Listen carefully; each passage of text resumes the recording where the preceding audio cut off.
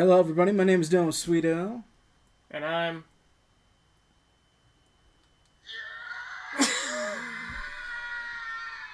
The gut wrench scream. No. Nathaniel Shoemaker. That's a Howie scream. Howie scream. Yes. Which, fun fact, they also use for some of the TIE Fighter sounds. Mm-hmm. Not as iconic as a Wilhelm. That's the one. Wilhelm is the one that every Indiana Jones, every Star Wars... Pretty much every Lucas film production uses. What's the other scream where it's like... Like it's just a guy slowly dying, like screaming high-pitched. Oh, I don't know, but they used to use that in, like, that's the trope for cheesy horror film yells. Yeah. I can't think of it. Or the one very muted one where it's just like... That one. The audience will know. I'm Nathaniel Shoemaker. I'm Sweeto, and welcome back to Film Nerds Hour.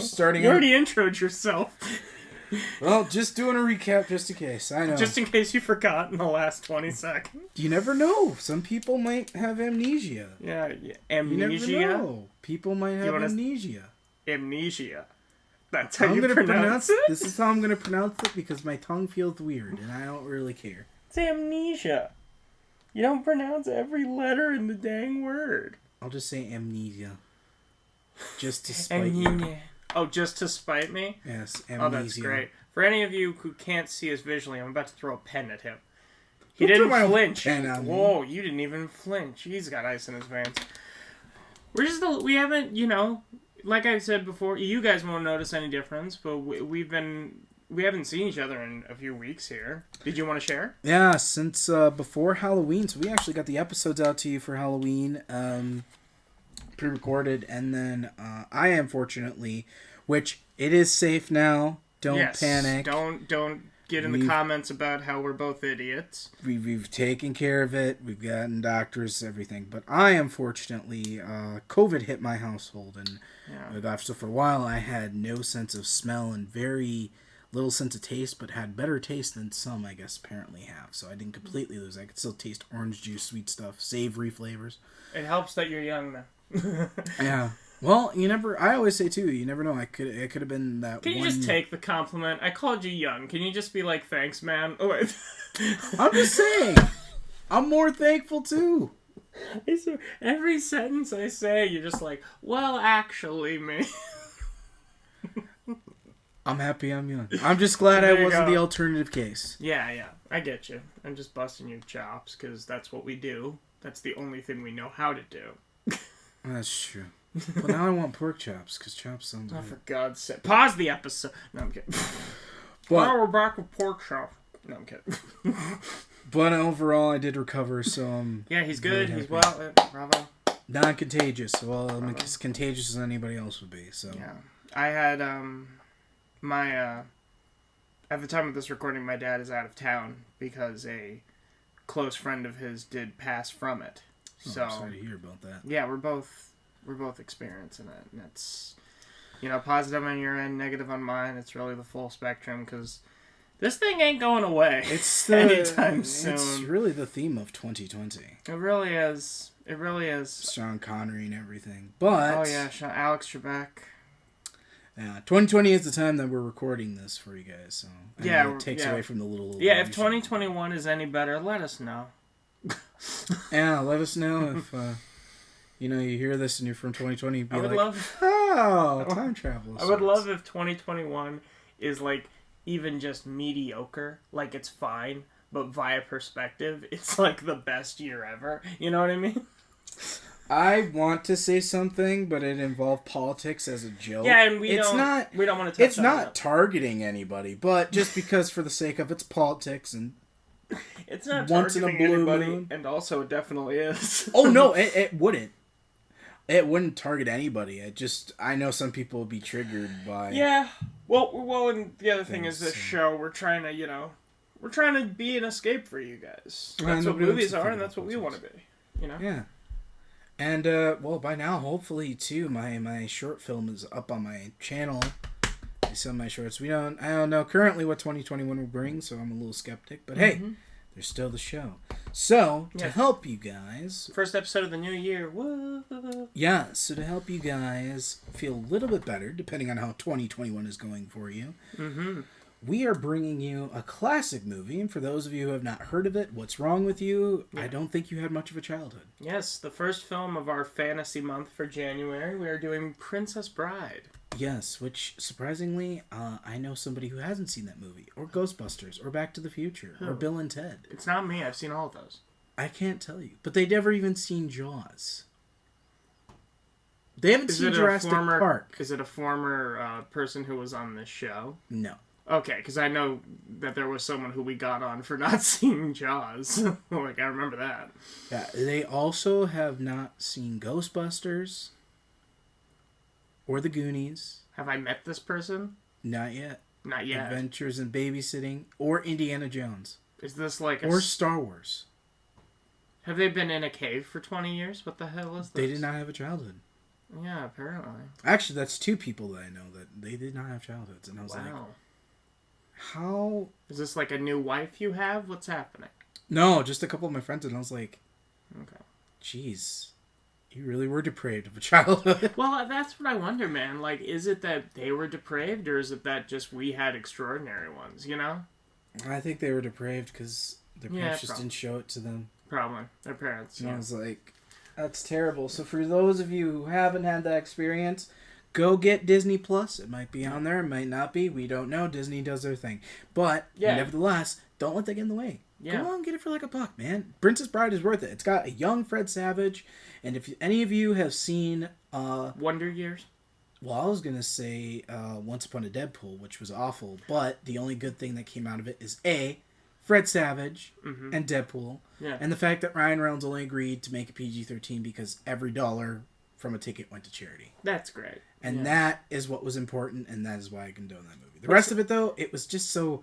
It was really one of those you really could not edit to save it. It's weird. It's weird to me that you know Fred Savage and how you're referencing it to the age group is from Once Upon a Deadpool, because he's had, like... His child acting career was what it really was. Because, like, Wonder Years and The Wizard, this movie, like... I feel like the only time that you would really know Fred Savage now for Next Generation is from Once Upon a Deadpool. Because what else could you really know? I agree with what you're saying. It's just, it's weird that, like...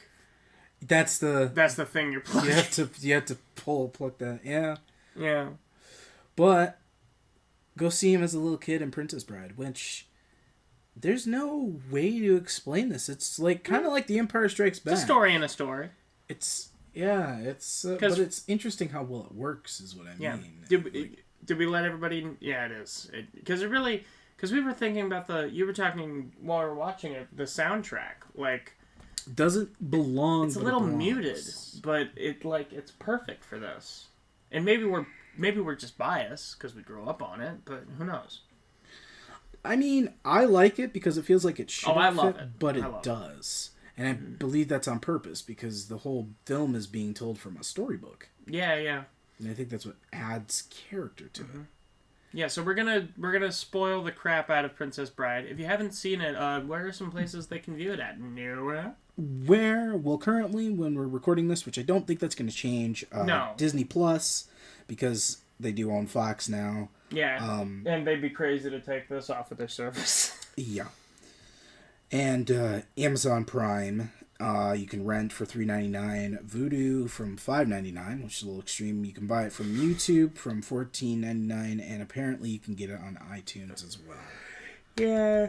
So go ahead, watch this movie, because you should anyway. I'm sorry, I'm just so bored. And at the time of recording this, too... you can get the 30th anniversary. You turned into Porky Pig for the 30th anniversary. That's not who popped into my mind, but we'll go with that. Whoa, who popped into your mind? Shush, audience. Who? You ever see, off topic, but you ever see that interview with Charles Manson? Okay, maybe we shouldn't have gotten it, but yes, I have. I don't know, that was just weird. I was just watching the most random videos on the internet, and there's that one interview, they asked him a question. And that was his response. It was just a whole bunch of flustered faces. Yeah. And I was like, huh. There's this funny, like, bit that Bill Hader does where he, like, pretends to be a guy name-dropping serial killers. So he's like, I went to Kansas City with Alec and Marcy to try and get BTK killer off death row.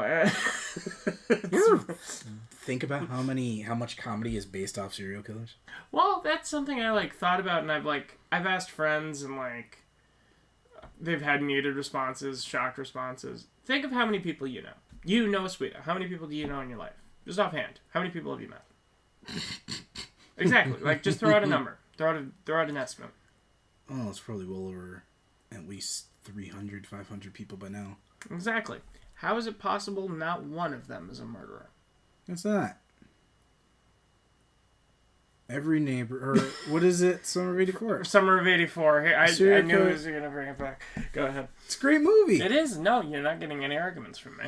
But no, every serial killer is somebody's neighbor. Yeah. Yeah. So who knows? Mm-hmm. I'm definitely not. Like freaking San Diego Comic-Con. Usually they have like over, like, how many people is it there that are there? Like millions, maybe.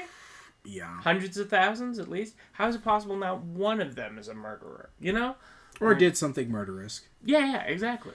Which we'll definitely have to go into an Untalk episode, because I really want to get into the mind of how we hate mentioning Charles Manson, but we are dedicated to a show that's getting revived in 2021 called Dexter, about a serial killer that kills serial killers. That's because he's a serial killer with a code of, like, killing other people. He's still killing people. He's still killing people. So, that's the thing, though. No, yeah, that's like, people in general. Like, if you give, no matter how horrible a person is, if you give them, like, if you save the cat for him, and they're like, oh, but he's killing bad people, so he's a good guy.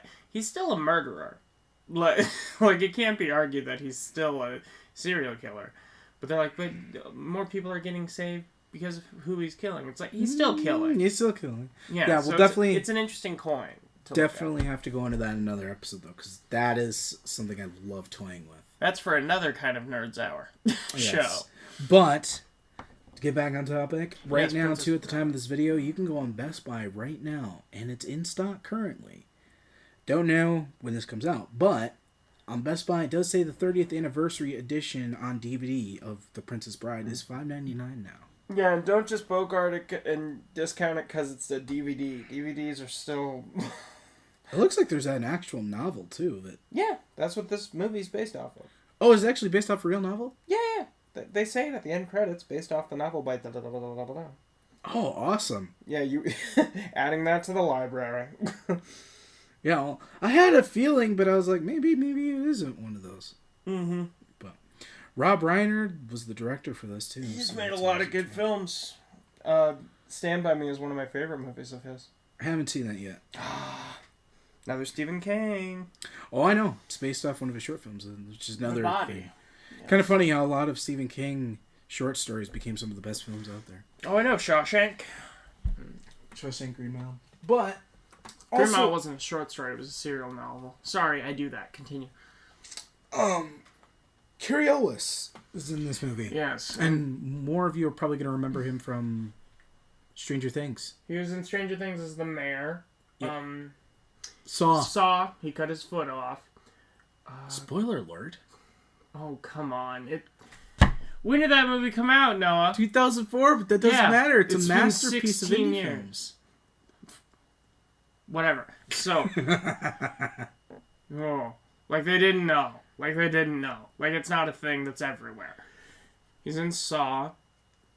Enchanted. Was he? Yeah. Or Ella Enchanted. Sorry. Yeah, I was gonna say I don't remember him in Enchanted. No, he's the evil prince in Ella Enchanted. That is one. Or the uncle. Yeah. That is one Disney movie I love, though. Enchanted. Yeah, that's a good time. What else is he in? He's in something else like really iconic that I can't think of at the moment.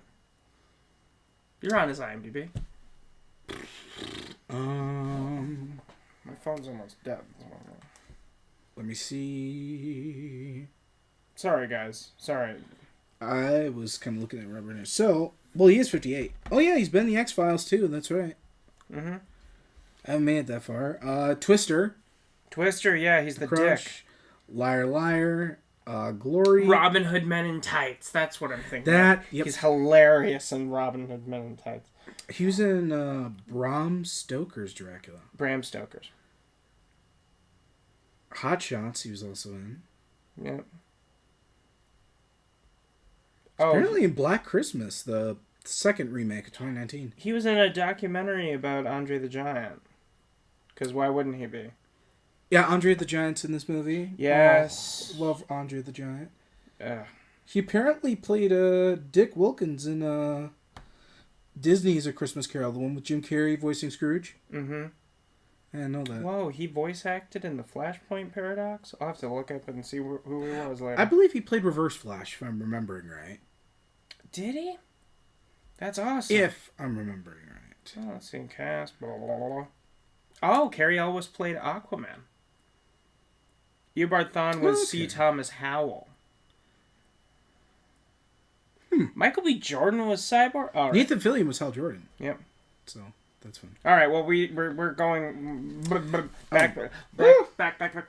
So Carrey Elwis, great. Andre the Giant is great in this.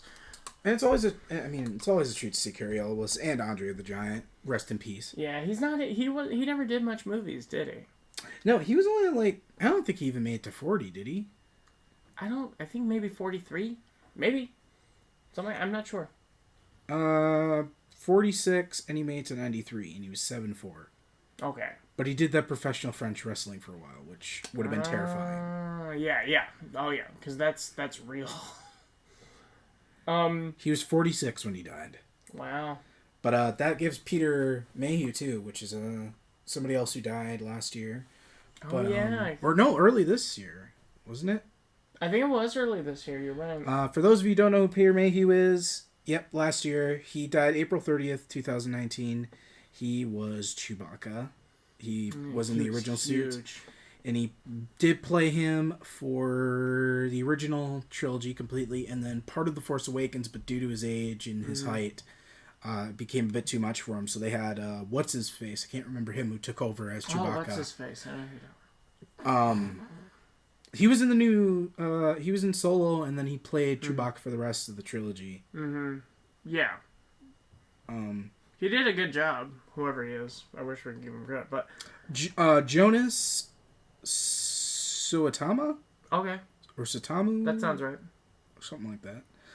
No, I could pronounce names. Actually, Peter Mayhew was shorter than Andre the Giant. He was 7'2". Still 7'2", man.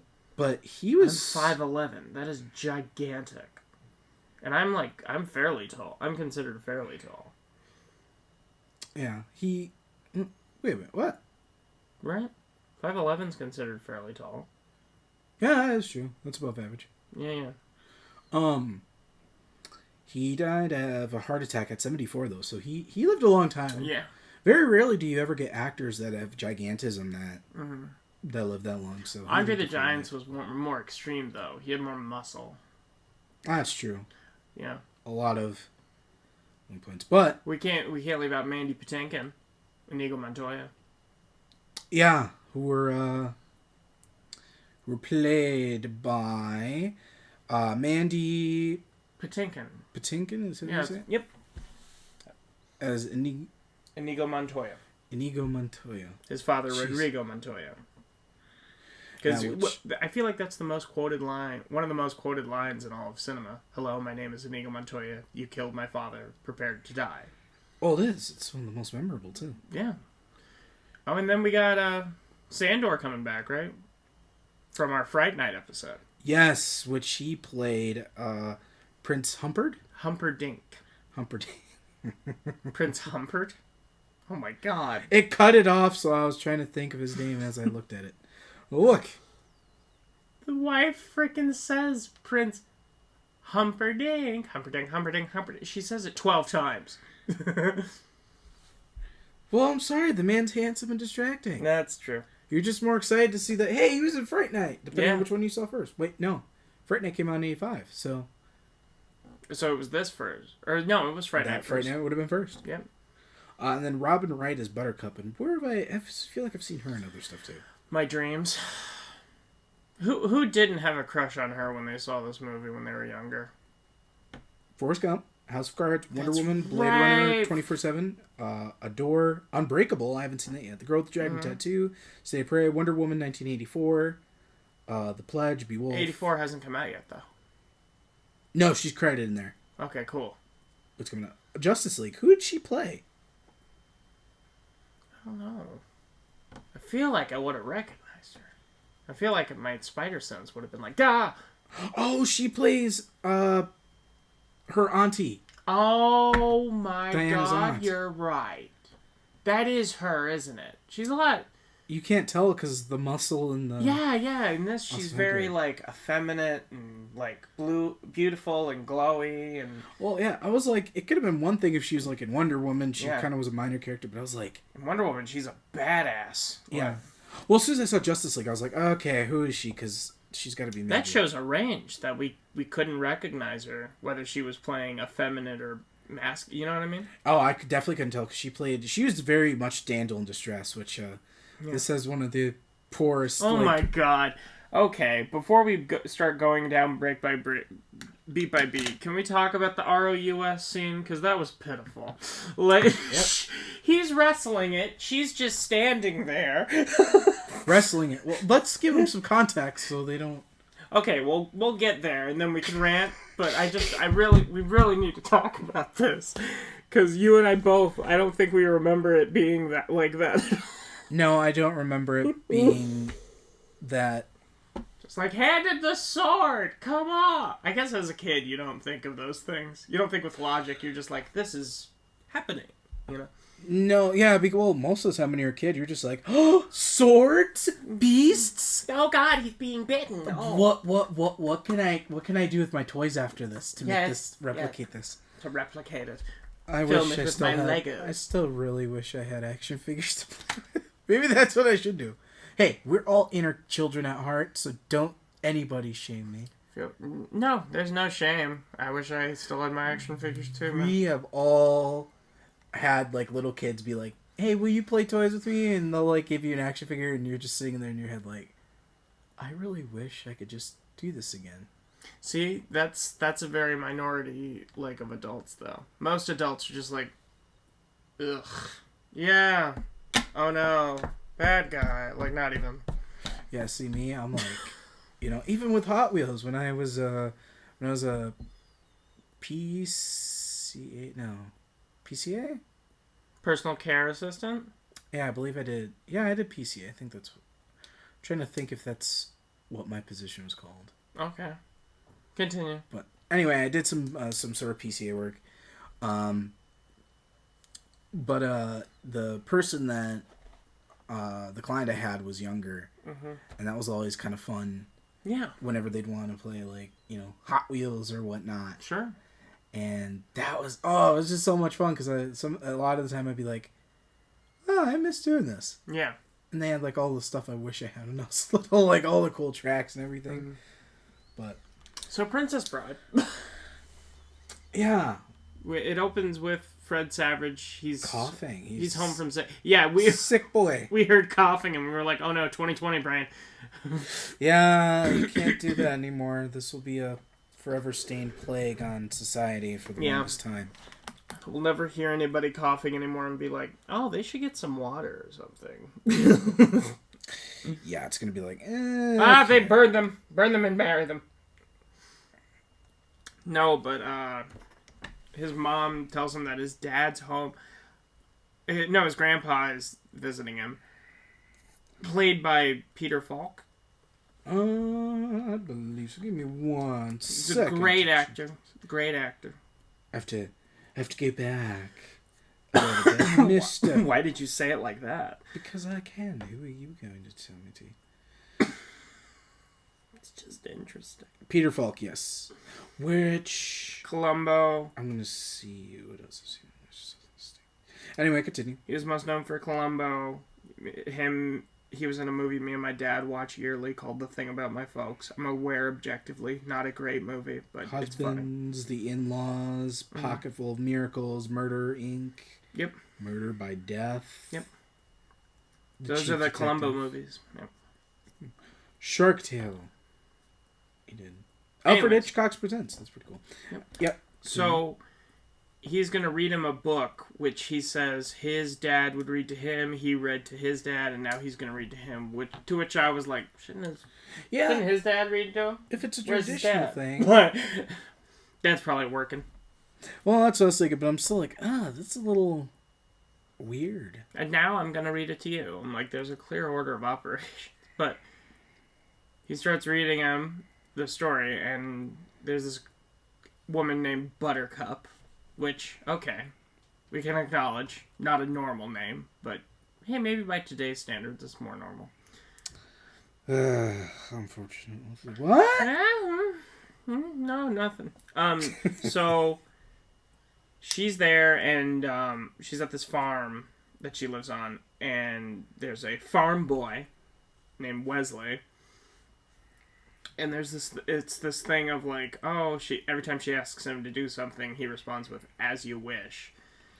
It's very one of those forbidden love aspects. No, it's really not. They're both poor. It's fine. Because remember, she's not a princess.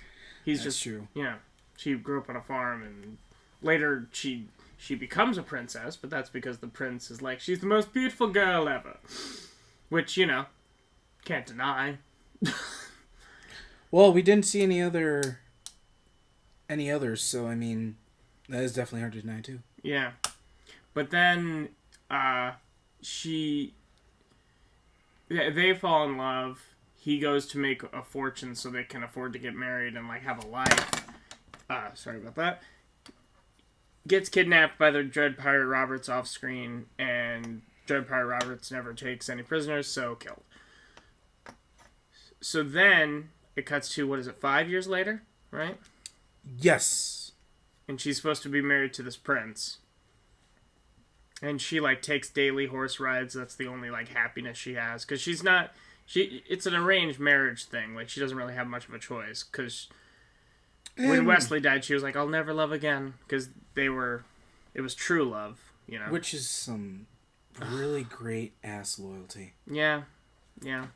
True love is a concept that I feel like is not exactly... It's kind of non-existent, if you ask me. No, I wouldn't say non-existent. In a lot of cases. I would say, as far as the Earth as a whole, I would say endangered, maybe? It's rare. Yeah, it's becoming more and more rare. Yeah. It's been becoming more and more rare by the decades, I would argue. Because it's just it went from, get married, have a family, that's what life is, to now people are like, I just want to smash. But, You do you, I guess. Why the heck... Okay, this is slightly off topic, but it's something I need to ask. Why the heck are all of the colloquial terms for sex so aggressive? Smash. Pounded. You know what I mean? Bang. You know what I mean? You understand what I'm saying. No, that's a fair point. And... Dude, my girlfriend was pounding me last night. It's so aggressive. No one ever says these things. Apparently, because everybody feels like they have to hit it like a baseball bat. Apparently. Which you don't. Gentle loving is nice, apparently. Mm-hmm. This is why, also, that I think that's the bad part that comes from movies. Mm-hmm. Yeah, and truthfully, I feel like some people wouldn't like this movie because they're just like, why don't they bang already? Yeah, it's very old school. You don't need some hardcore boob sex scene to make a good movie. No, Well, and the reason I say that is because I love these kind of older movies. Me too. They're retro. They're done right. Nobody's like, we need a bunch of titties to make this good. We need titties. Yeah, no. And a lot of the people that I watch these movies with now, they don't want to watch them because they're like, it needs to be over-the-top action and blood and gore. No, it does. Or it needs to be a sex scene and some boobs hang out. I'm like, this movie has fencing. And very good fencing choreography. Watch the choreography. It is incredible. There's flips. There's somersaults. He's throwing the sword. He's switching hands. It's very well done. But I feel again, well done stuff is kind of lost. I wouldn't say lost. I'd say missing on this generation. Because Yeah. I want to see explosions. Like, no. It's like... No, we don't need to make everything a Michael Bay movie. Nothing against Michael Bay. Mm-hmm. Yeah, but Michael Bay seems like a great dude and all.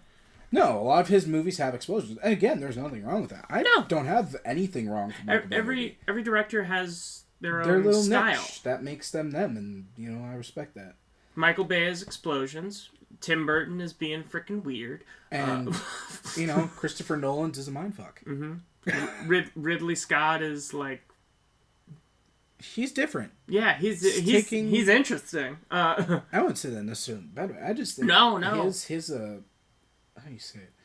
His style is outlandish. It's different. He has very different. You got to be open minded to see it, but if you can appreciate it, you can appreciate Ridley Scott. Yeah, I mean, besides Alien, some of his other works, but Kubrick, you go there for the beautiful cinematography. We both don't like him personally. Him as a person is a dick, but him as an artist is admirable. We can't deny the movies he makes look beautiful. Beautifully done. Don't take 300 takes, please. No. But while it is a perfection thing too, his movies do show that. Yeah. But it is one of those things where, sometimes quality doesn't come from doing the same thing over and over. It just depends on your style and how you approach it. J.J. Abrams is lens flare adventure. Oh, to the max. Yeah. Again, we love J.J. It's just, that's how you know it's one of his movies. Lens flare. Everywhere. And Rob Reiner, he's a very story dialogue person. Which the dialogue in this movie is great. Any given moment. Carrey Elwis fights with his hands with Andre the Giant. And during that fight, they have some of the best back and forth ever. Banter. There's a lot of great banter in this movie that does not seem synthetic. It feels proper and in a comedic way. They always have those movies where they always try to practice, doing this comedy. And it's always kind of like, oh, well, okay, you just put the comedy in there to make it float. Okay, I see how it is. But then you get those that are like, oh, man, I actually really like that. Yeah. You seem a decent fellow, I hate to kill you. You seem a decent fellow, I hate to die. Is a great exchange before a fight starts. Yeah, I mean, and that's the one thing I think, like I said, like what I was telling you, like I love about John Wick is that, everybody has a mutual respect. Mm-hmm. Those John Wick movies are great. He doesn't necessarily want to kill everybody. He will if you get in his way for obvious reasons. Oh, yeah. But his first resort is to, I'm going to blow your head off. It's, if you want to try... Can we impasse this? Can we impasse this? If you're going to go hand in hand, I can knock you out. But if you're going to try and kill me, you don't really leave me a choice. Just remember, you're messing with somebody... Yeah, we were talking about him. Who could literally obliterate you. Very honor-heavy in his movies. Same with Wesley in this. And I feel like that adds a lot of nice touches to... the movie and the character development. Yeah. But so she's... Yeah, so to go back to where we were. She was riding her horse, and there's 3 men at the road. Andre the Giant, who plays Fezzik. Inigo Montoya, and who is the tiny bald smart guy? Vicini, who's played by Wallace Shawn. He's great. Have you ever seen My Dinner with Andre? Great movie. I have not, but I'll add it to my list. But if you remember, he plays Rex in Toy Story. Yep. You'll remember him from The Voice and in The Incredibles. Stop right now, or you're fired! Yeah. Such a small man. so small and so angry. You're this close to losing your No, so they're like, he's like, we are lost circus performers. Is there a village nearby? She's like, oh, there's nothing nearby, not for miles. Then no one will be able to hear you scream. And which is very corny, but Andre the Giant grabs her and he either pinches her neck and she goes unconscious, or she just passes out of fear. It's not clear. I think he probably just did for his size, he just had to put a pressure point. It's like, oh, you're asleep now. Yeah, but they like put her on this boat, and you guys, you just gotta watch this movie because the banter that they have and the conversations, we don't do it justice by repeating it on here. It seems less cringy than a bunch of thugs trying to make thugs seem like they're still human too, and making them feel like idiots. Exactly. It's just like. It's just great. He's like, well, like, what does Vicini say to him? And he goes, like, let me remind you that when I found you, you were so stinking drunk you couldn't buy brandy. Like, there are lines in this movie that kill me. Which is pretty bad if you're so drunk you can't even tell that you're buying alcohol or how to. Yeah. And he looks at Andre the Giant. And to give you guys a size index, I don't think if he had a clone of himself standing on his shoulders, he would be the size of Andre the Giant. Well, because Wallace Shawn is short. He's only 5'2". Jeez, man. But he goes, and you, thoughtless, brainless, hopeless, do you want me to take you back to where you were? Unemployed in Greenland? Which, the thing that makes this all the more better is just because of the sound and the way that Wallace rolls his words out. And it's just like, look at his mouth when he talks. It's like,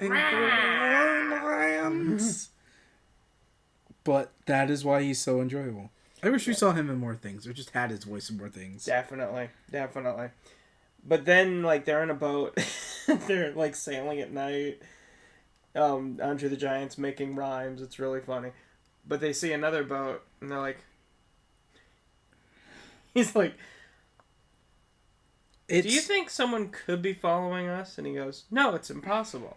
No one from Florin knows what we've done, and no one from Gilder could have gotten here so fast. Out of curiosity, why do you ask?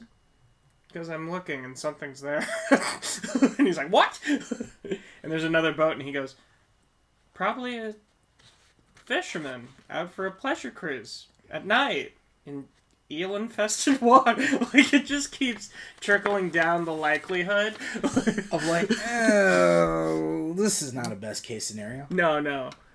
But then she, like, goes in the water to try to swim away, which I just think she wasn't thinking that far ahead, was she? And I mean, I understand it. Like, okay, oh yeah, you're kidnapped, you have an opportunity, you panic. One of them is over 7 feet tall and incredibly strong. One of them is a weird, close to midget type guy, and the other is he looks deadly and has a sword.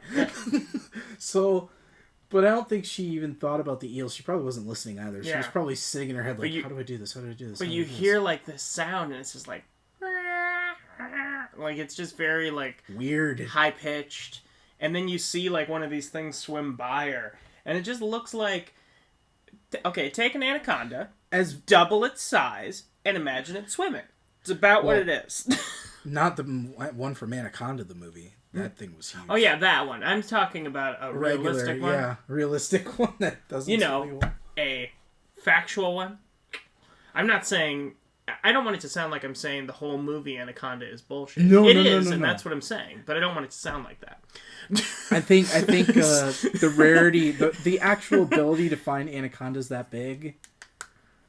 is rare, and if you do, you better run and try not to shit yourself, unless you cover your scent that way. Yeah, but this is also why while Visney is trying to is explaining to her that there's a bunch of eels in the water and they love human flesh. Yeah. So like, she swim back. Nothing, no harm will come to you. I don't think the eels will make you such a good deal. And then, like, as the eel's, like, at her face, it cuts back to the room, and the grandpa's like, she's okay, you know. What? The eel doesn't get her. I'm just telling you, because you look nervous. Whenever they cut back to the bedroom, it's always great. It's never annoying. No, it never takes you out of it. It's, like, annoying in the sense of just you want to continue the story, but not enough to be like, God. Well, because whenever they cut back to the room, it's always something, like, witty. Deep or witty or philosophical.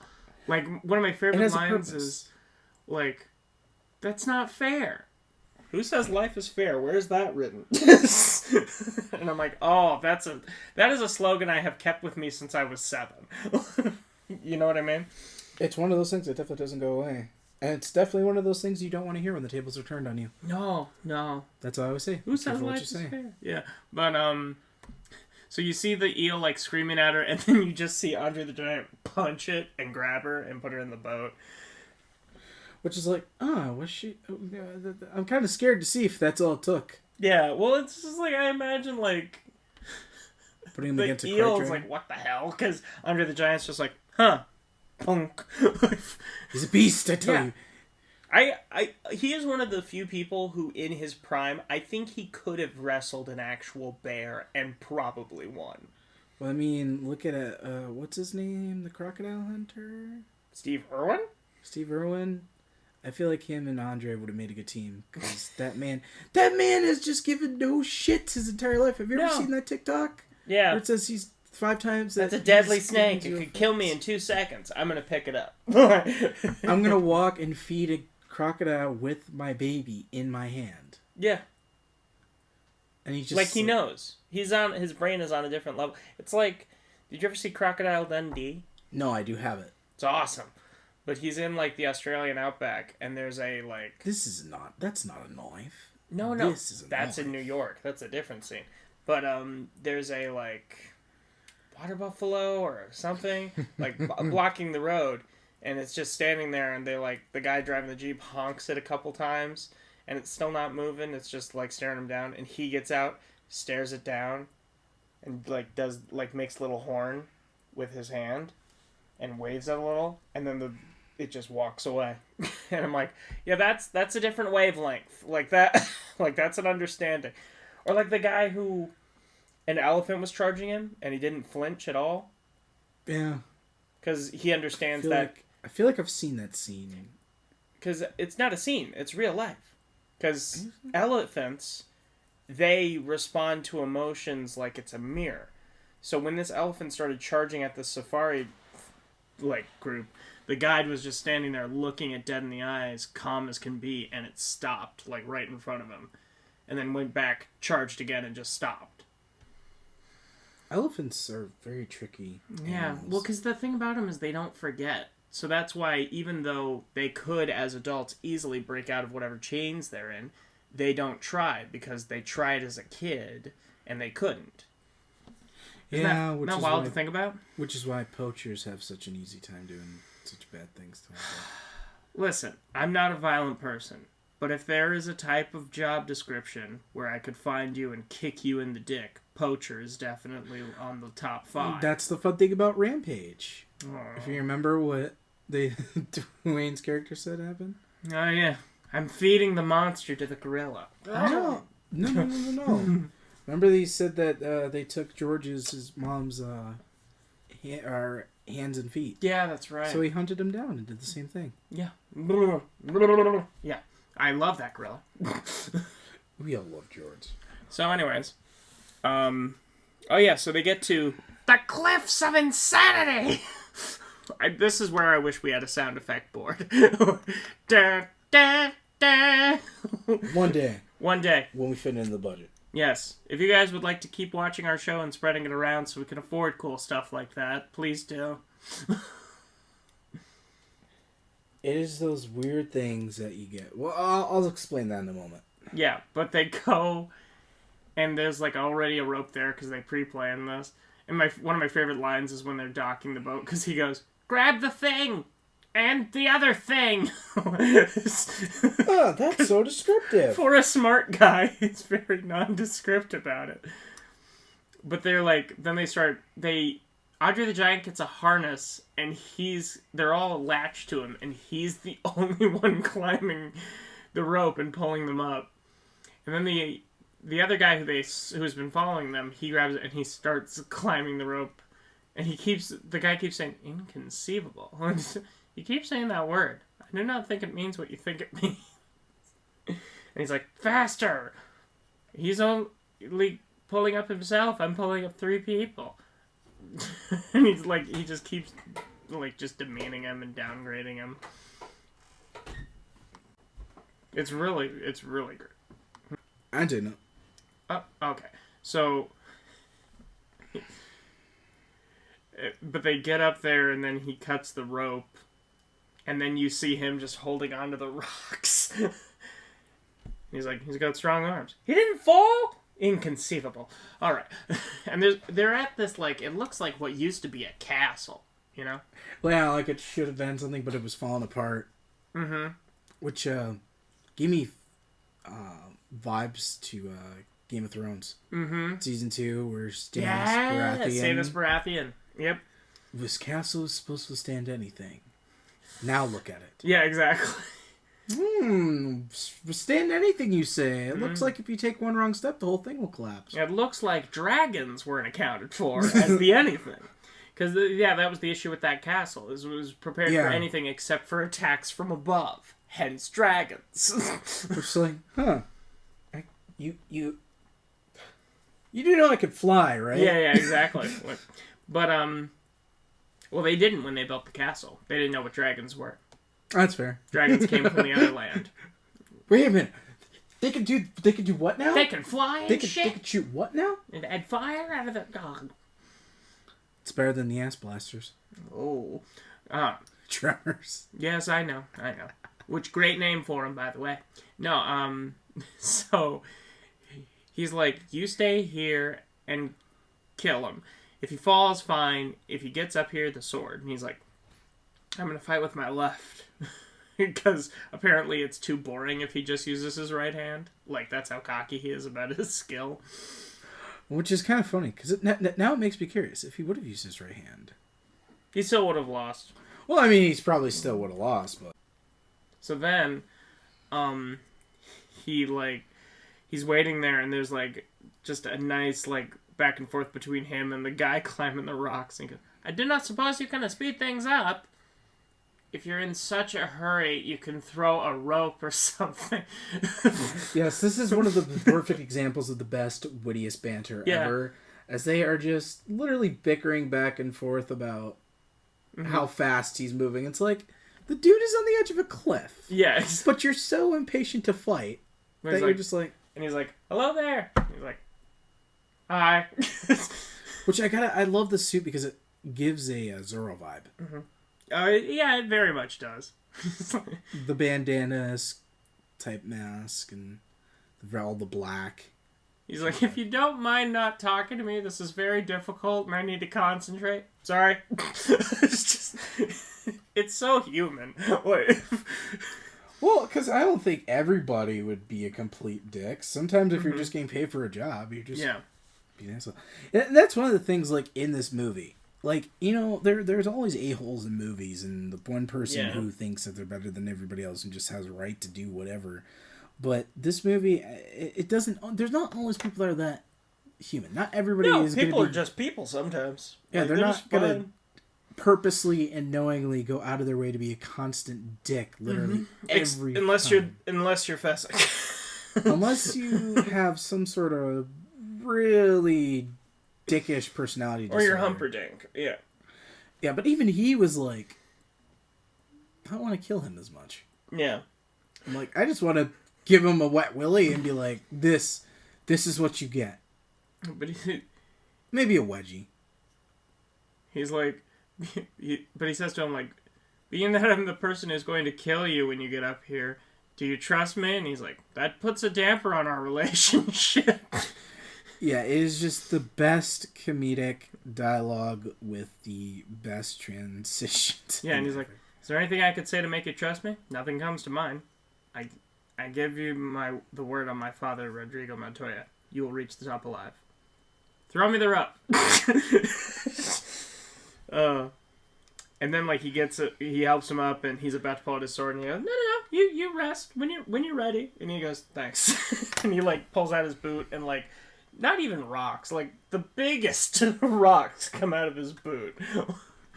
Which is great. Mm-hmm. Which, it just makes you wonder, what was he doing on that cliff? What do you mean? To get that much rocks in his shoe. I mean, when you're climbing, like, just stuff falls in, man. Like, you can't help it. I know, but... You could be the most careful person. You could be wearing airtight shoes on a beach. You could be wearing Black Panther's sneakers on a beach. You're still getting sand in your shoes. Like, we can't explain it. Like, there's only one entry point at the top, and yet somehow But I would see if I was on a beach, I wouldn't wear Black Panther's sneakers. I would. That'd be awesome. I'd wear his flip flops or sandals. I'd wear his sandals. But what are those? Yeah, so people can go, what are those? Yeah. Cringiest but best. Oh yeah, rewatching it, it's great. No, so. Well, I'm sure they meant that to be funny, cringy, and it was. It's perfect for that purpose. So they talk, and we learn Inigo Montoya's backstory because his dad was a blacksmith, and he was killed by a guy with 6 fingers on his right hand. Which mutant? Yeah, seriously. Like I never put that together as a kid. I'm like, okay. Like as an adult, I see that, and I'm like, even if you did have 6 fingers on one hand, wouldn't one kind of not be able to move? Or it'd be like prehensile? So weird that you couldn't really grasp things. Or it'd be joined? I don't know. Yeah, most of the time. He's the husband to Jamie Lee Curtis. I don't question it. Jamie Lee Curtis is awesome. Could you imagine being married to Jamie Lee Curtis? Oh my God. How fun that would be. I imagine it more often than you would think. Nope. It would just be so much fun. It must be the coolest family ever. Because he does screenwriting stuff that's crazy. Yeah, and then Jamie Lee Curtis being the final girl and just being in a whole bunch of other stuff too. Mm-hmm. It's like, you don't even just say If I was married to Jamie Lee Curtis, I wouldn't even say I'm married to the girl from Halloween, or I'm married to the girl from the respect. No, you know what I would say just because it's me? I'd be like, yeah, I'm married to the girl from the Activia commercials. The diarrhea yogurt commercials. Yeah. And then she'd divorce me. So, well, we all know, if you haven't, go check out from Machinima, Sonic for Hire. Oh, God, here we go. I love that! I know. I think she sells diarrhea yogurt now. So, he talks about how his dad was killed because he made a sword for a guy which he now owns. And the guy only wanted to pay 1/10 of what he promised, and he refused, so he killed him. And then as a kid, he challenged him to a duel when he was 11, 12, 10, something like that. And he left him alive, but he gave him a scar on each cheek.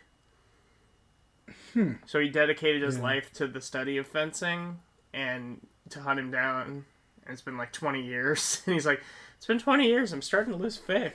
And he goes, you'll find him. Don't worry.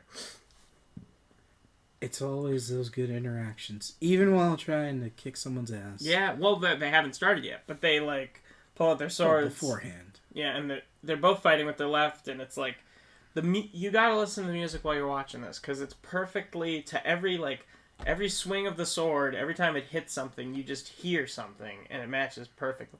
It reminds me of what Baby Driver did with everything, you know. Yeah, the music is perfectly timed too. Mm-hmm. You probably haven't seen it. I did when I was little, and I still have it, I think. Uh-huh. Mickey Mouse is the Three Musketeers. Yeah. That's one of the few Disney Mickey Mouse stuff that I still really, really enjoy. Mm-hmm. It's great. Jim Cummings voices Pete. Yep. It reminds me of that final fight. They did really good with the opera music and the sword. I preferred the other Three Musketeers. That had Charlie Sheen, Kiefer Sutherland. I think I just got that. That movie is great. I haven't watched it yet, so no spoilers. I know, but I will say it's not even a spoiler. But there's I think now it would be seen as racially insensitive, but at the time it was hilarious because there's this ship, and there's this guy who knows martial arts or something, and he's like, wah, wah, wah, and one of the Musketeers just looks at him and goes, wah, wah, wah, wah, and hits a board, and the board comes up and hits him in the dick. It's so awesome. It is those few racially insensitive things that I could get over, even with some of the stereotypes. Well, and it's also people. The time period. Back then it wasn't seen as horrible. Now it is. No. But back then it was just nah, it's a movie. You wouldn't do it to my neighbors. No, God, no. I have Asian neighbors. Yeah, you should put that in context. I have a lot of... This is actually a pretty diverse neighborhood. I think we have a lesbian couple down the street. Oh. We have kind of kitty corner across the street at Diagonal. We have... Hoarders for neighbors. Yeah, that's a whole other story. You guys can't visually see it, but his eyes rolled so much they went into the back of his skull. Yeah, I'm not even going to get into it. If you have too much shit, you don't need it. Keep your shit in your own yard. Don't keep it on my property line. Keep it in your window. All right. But yeah, I think we have Arab neighbors. I think they're Arab. Arabic or Muslim or I think it's Pakistani or Indian. I think it's Pakistani. Did I say Muslim? Muslim's a religion. That's horrible. I'm sorry. Yeah. Or the Arabic people. Okay. Yeah, okay. I think they're Pakistani though. Okay. So, cool. But it's kind of cool. We have a diverse neighborhood. That's nice. That's very cool. So they have the sword fight, and they have dialogue in between, and it's all really cool. There's like flips and stuff, and which we get a really good one from Carrey Elwis. Was it? I thought it was a. Well, Inigo Montoya, he grabs the thing and just. Oh yeah, he does the back flip and turn. Which does that cool. first, and then Carrey Elwis' character shows him up. Well, because, yeah, he, like, grabs a pole and just kind of, like, flops forward. But Carrey Elwis does full rotation and lands and picks up his sword. Which, earlier, before he does it, he throws his sword and it lands perfectly in, like, a little tiny stack of hay. And I'm like, awesome. And then he does a flip and he lands and picks it up. And the guy's like, who are you? And he goes, no one of consequence. And then they keep fighting. And then there'd be nowadays standards which would still work, just being like, damn. Yeah, exactly. Like, oh my god. But alright, I gotta say one more side thing. Yeah, go ahead. You seen Rick and Morty season 4? Yeah? Not yet. Oh, there's you told me while we were watching this. You told me the same thing. There was this guy on this one of the things this train episode. Okay. The conductor rips off his shirt and it's an old man. This guy is ripped. And Morty makes this comment about cum gutters. Okay. Which Rick had some There comments. Goes our monetization, but go on. Well, that's the urban now, but they're basically just kind of like the V line, the muscles under there. Yeah. Oh, sure. So that's like the other... The V's, yeah. Less sensitive name for him. But later in the episode, you see this guy called Story Lord. He rips off his shirt, and he's like ultra ripped. Mm-hmm. He does a backflip, lands perfectly, then shakes to show just how much balance he has. Cool. And not a single muscle jiggle. So Rick and Morty just sit there like, damn, do you really want to fight him? I don't want to fight him. Yeah. Kind of give me this vibe. Sam. So then they fight. He doesn't kill him. He's like, you're a very decent man. I did kill you. However, since I can't have you follow me either. And he just knocks him out. And I love whenever anyone gets knocked out in this movie because it's just a clunk. You know, it's a very, and like, pop. It doesn't sound like it should be a clunk either. It's just like a soft boop. Yeah. But then he keeps chasing him. He's running down the princess. And Fessick tells... Vicini tells Fessick to wait. And he goes, finish him. How? Wait and pick up a boulder. Wait until he comes in view. The minute you can see his head, hit it with the rock. It's very unsportsmanlike. It doesn't matter if it's cheating. I said do it. Damn it. Yeah, exactly. But he like throws a rock at him as a warning shot, and he goes, "We do it the way God intended. Sportsmanlike. No tricks, no weapons. Skill against skill." So you're telling me I'll put down my sword, you'll put down your rock, and we'll just kill each other like civilized people? I can kill you now. Kill each other like civilized people is one of my favorite lines. So you wanna do this man to man? Yeah. We're gonna sword fight each other. That way we can, have civilized. Personally, and this is just me. If Andre the Giant said he could either kill me via a rock hitting my face, or he could fight me hand to hand, I would take the rock. I don't think I'm wrong for that. I mean, it depends. When he says hit you in the face with a rock, does that mean you're going to die after the first time? I mean, your head's going to cave in because he's throwing it at however freaking hard, and it's a rock. So, like... I mean, I would hope that you died the first time, so that way he doesn't have to drop it on your head again. Either way, it'd be better than getting my ass handed to me hand to hand via Andre. Because the reason why Wesley wins this fight is because he's faster than him. Well, yeah. Like, I don't have that advantage to Andre. I might be a little faster, but I'm still like a pretty hefty guy. Maybe if I had you, maybe we could take them together. I don't know if I want to test them. Doing a Batman Dick Grayson? Yeah. I only say you're Dick Grayson because you have the better hair for it. We do. And I'm black, and that's what Batman should be. And I'm black.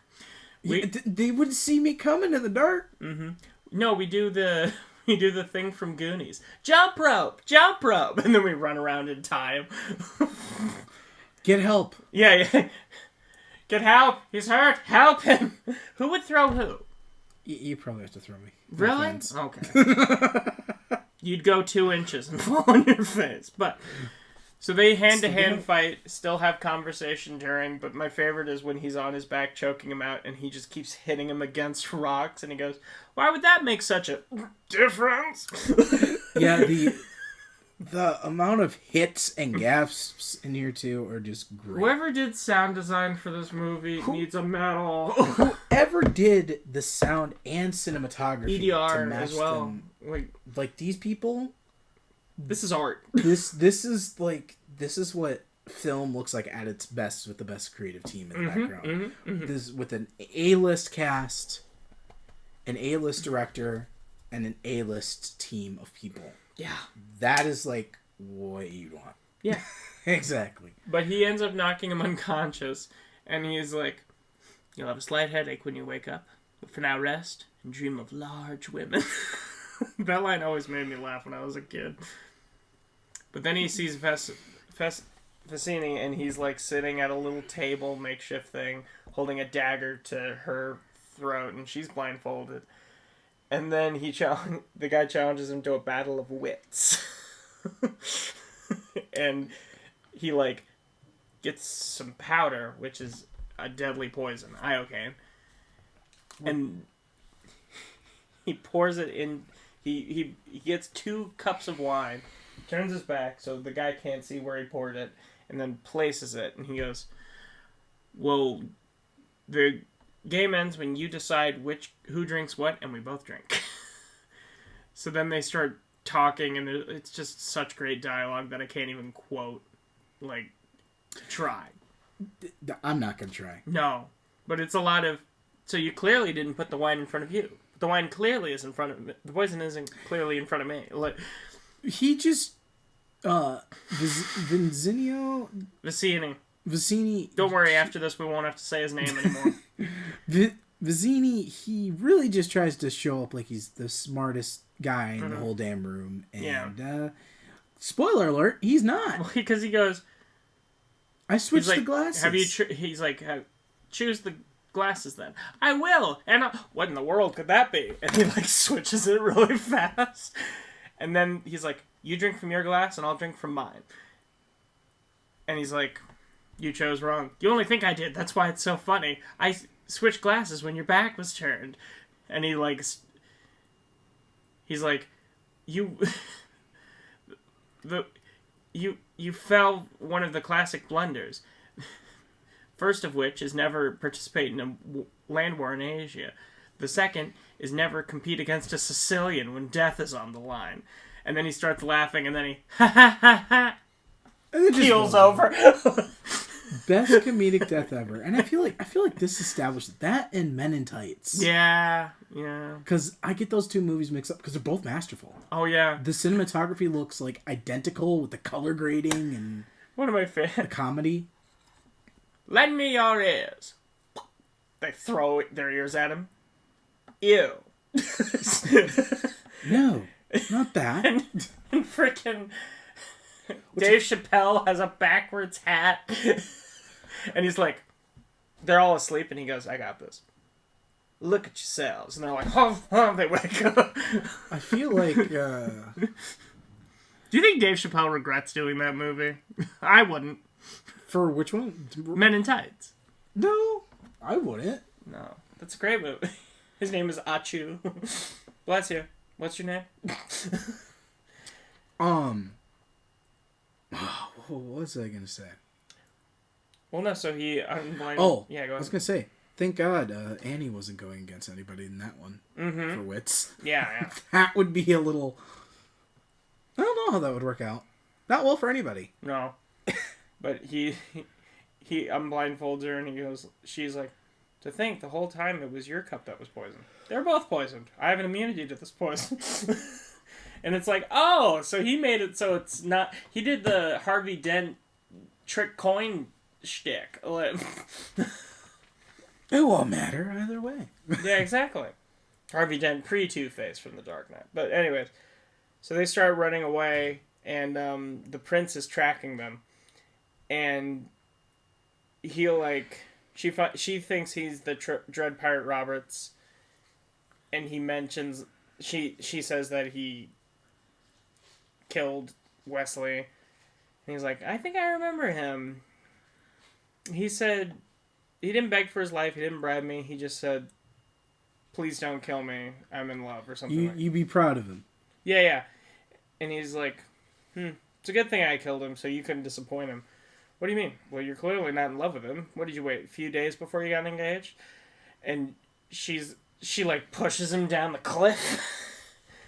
Yeah, and to which she's like, ooh! Well, yeah, because she goes, she's like, I died that day. You can die too for all I care. And you judged me once, but you will not do it again. The EDR is like, it's like just perfect. And you hear, as you wish. And she's like, oh, Wesley. And then she falls. And she's like, oh.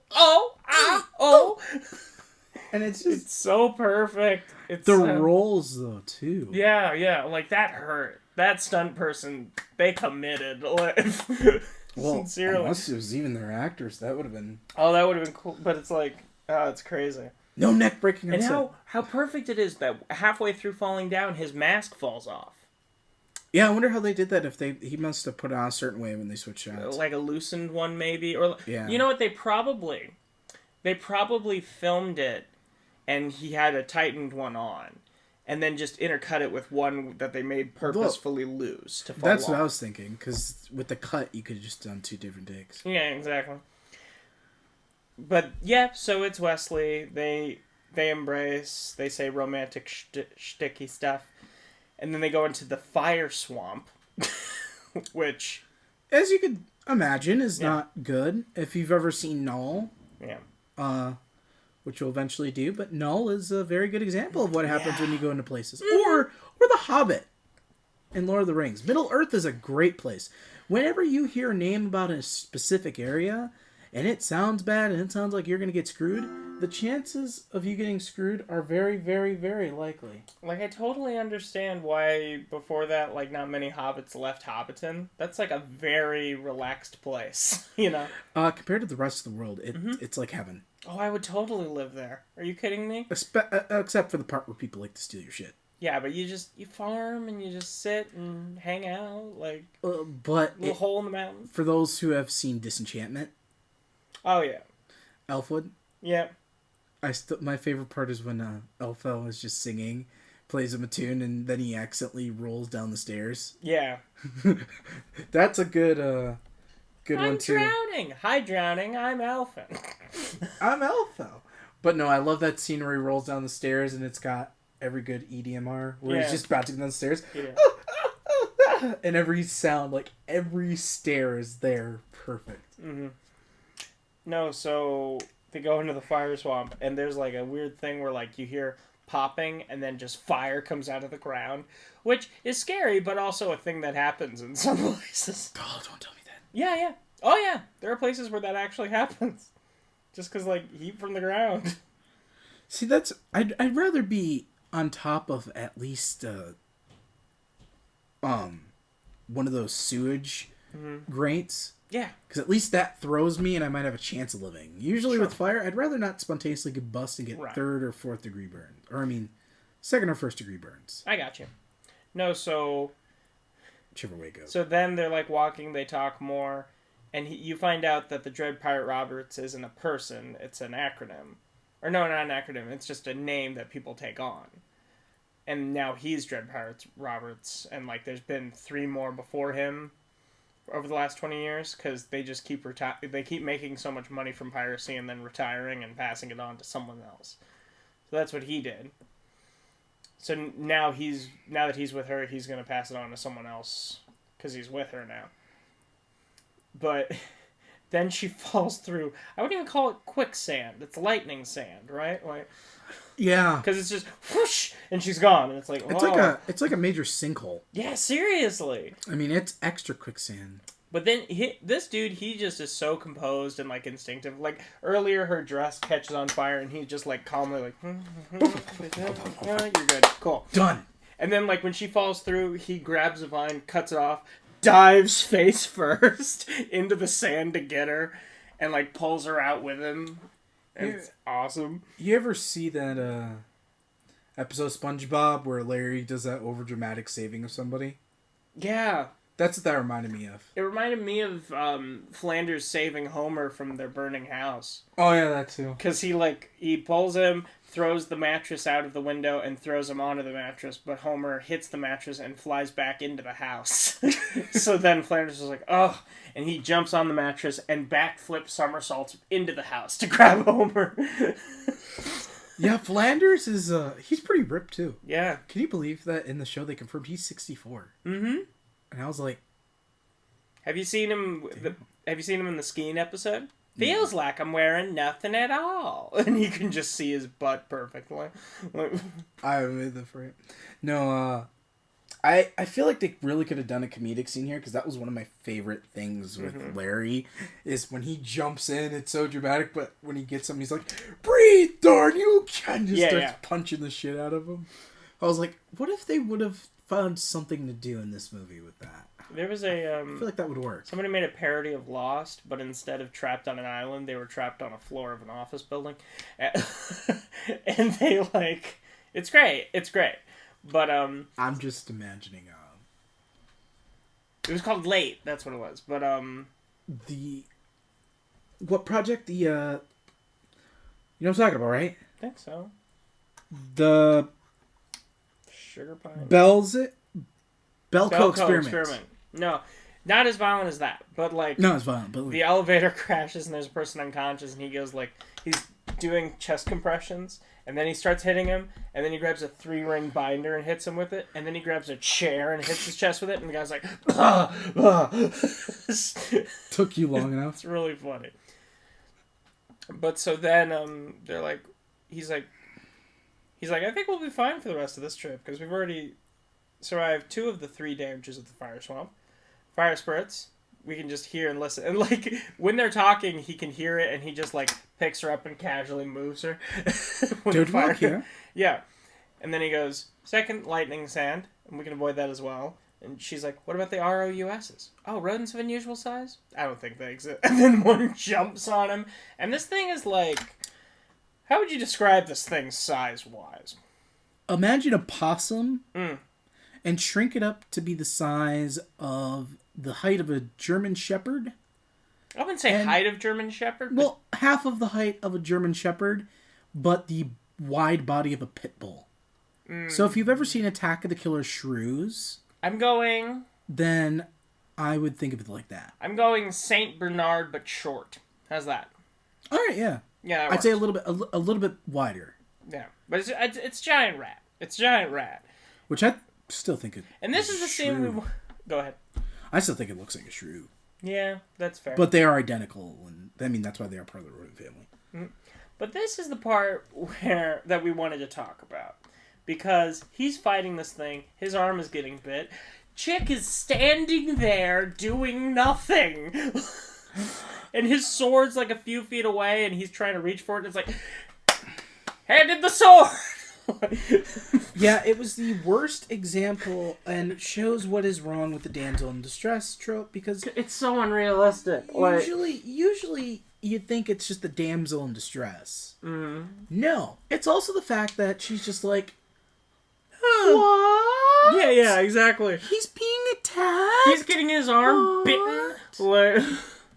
Yeah, and the whole time you're just sitting there like, are you gonna do something? No, but then he just saved you. He kicks it off because he's holding it by its jaw, and you see its tongue just which no, we're not bringing up we're not bringing up society. You guys saw the review of that, right? Yeah, at this point? Yeah, with how pissed I was. Yeah, still angry about it. It's months later. Anyway, so he, like, throws him off, and the RAS starts walking towards her, and she's like, Wesley! And he, like, is about to grab the sword, sees that she's getting attacked, and just jumps on it. And it's like, and she, like, grabs a branch and just starts kind of, like, hitting it, like, poking it. No, she's poking it. She just pokes it. She's like, And it, like, almost bites her foot, but then he, like, gets back on it. It bites him in the chest, and then he hears, like, the fire spurting thing, rolls it over to it so it gets caught on fire, grabs sword, stabs it a couple times, dead. But it's like, this could have been over minutes ago. If he just would have done it. If he just would have been like, the sword please! It reminded me of, you know that American Dad episode where Steve has a dream where he's hitting the tennis ball? Yeah. That kind of reminded me, like, every time she was just poking it, that's what I thought of. I thought of Steve, and I'm like, are you actually gonna try, or... And I love the scene of it, like, because it jumps on his chest. It was clearly they had a stuffed version of it, and somebody threw it at him.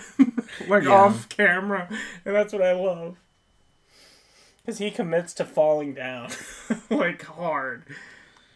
But then they leave, and the prince, like, is there, and he's gonna kill him. And she's like, I'll go with you if you promise not to hurt him. Because she doesn't want... She's like, you died once. I don't know what I would do if you died again. So he's like... She's like, promise you'll bring him back to his ship. May I live for 1,000 years and never hunt again. I give you my word. And then he's like, bring him to the castle and take him into the pit of despair. I give you my word. And it's like, who's giving anyone anything? But we find out that, like, the prince, his, like, second in command, has 6 fingers on his right hand. Yeah, which is really uncomforting to see. Yeah, well, let's not deformity shame here, but it's just that the idea of, like, oh, like, that was easy. Like, finding this dude who this guy's been looking for him for 20 years. He mentions it to him, and not even a day later, he's like, ah, there he is. That's what makes it so comforting. Yeah. But then, he gets taken into this pit, and, like, she promises to marry the prince, but he's, like, getting cleaned by this albino, like, this fat albino guy, and that's not, like, he's credited as the albino. He's getting cleaned, yeah. And he's like, where am I? And he goes, the pit of despair. Don't even think about trying to escape. So, like, his voice just goes normal. Looks like he has herpes, though. Yeah. Like, it's a little, like, ugh. But he's like, cleaning him off. And then, there's more fun dialogue. But you find out that the prince, he apparently planned for, he was the one who hired Vicini to kidnap and kill the princess in the first place. Because he wants to start a war. Yeah. Fun quick fact, too. Go ahead. Mel Brooks wore the prosthetic 6th finger at one point in history. That's cool. That they used from The Princess Bride. So they did use a prosthetic for it. That's cool. The reason I say it looked weird is just because of, like, it's trippy to look at when you're... Yeah. When you're looking at the glove and you're like, wait a minute. It looks right. Mm-hmm. But you can tell something is not different. Right. Yeah. It's interesting. No. Yeah, definitely. But then he, the Count comes down there and he hooks him up to this machine and he puts it, like, there's a dial at it and there's water. It's an interesting contraption. But he puts it at 1 and you hear Wesley, like, just groan in pain. And then he's like, suction cups have been used for sucking water, but instead of sucking water, I'm sucking life. I just sucked away 1 year of your life. Which, by the way, prospect of something like that actually being real. Terrifying. You can agree? Oh, yeah, I can agree with that. Yeah, like if somebody hooked you up to a machine and they're just like, if I put it on 5, you'll die 5 years earlier than you would otherwise. Like, I'm sorry? Like, yeah, let's not. Yeah.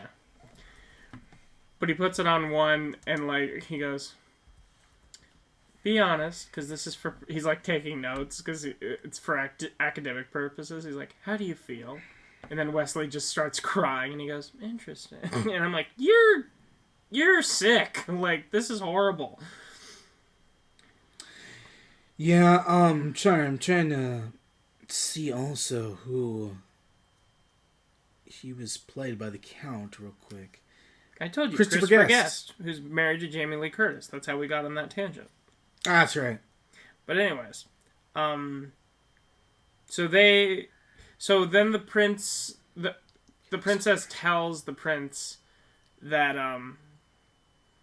she loves Wesley, and if she's not going to marry him, then she won't get married at all. And he's like, all right, fine, I understand. You write 4 copies of a letter. I'll get my 4 fastest ships and 1 in each direction, and we'll deliver the message. And if he wants to be with you, great. If he doesn't, consider me an alternative to suicide. And of course, we all know he's not going to, because he's going to plan on killing her anyway. Because he says, like, it'll be so much more satisfying to strangle her on our wedding night. Mm-hmm. Yeah. Which is, just a little messed up to strangle your bride. And say it's satisfying as well. But, life is, Don't try to he's a horrible human. But life is a little strange when you have a very demented mind. Yes. There you go. So, they tell them to clear out the Thief's Forest. Horrible name for a forest, really. But, as they're doing that, you see that, what's his name? Inigo. Sorry, he's gotten drunk. And he's like, I'm waiting for you to see me. And told me to come back to the beginning. So I have. And then this guy, like, tells him to leave. And he's like, hey, you help me get him out of here. And it's Andre the Giant. And he, like, helps sober him up. By, like, dunking his head in 2 barrels of water. Like, she's like, okay, that's one way to do it. Mm-hmm. I mean, there's coffee. You could try that. But I mean, it would be...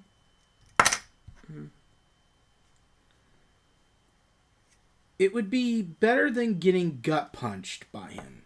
For sure. Because that was my other thing. I'm like, well, he could have always just punched him in the gut. Mm-hmm. Oh, yeah. And then, still, they're gonna go and they're gonna look for Wesley, because they're gonna need him to plan to get to the 3-fingered man to go through the wedding. What? I'm just thinking, if you made a replicated scene of that Larry scene, but with Andre the Giant. Larry scene? From SpongeBob? Oh, yeah, you're right. But what if you did that with Andre the Giant? That's scary. Yeah. Breathe, darn you! With Andre the Giant, I'd be like, oh. No, but as they're looking for him, you get one of my favorite moments. He's like, there's a big crowd, and he goes, excuse me, pardon me, Fezzik, and he goes, everybody move! And they just make, like, a perfect path for them to move. Do you remember that?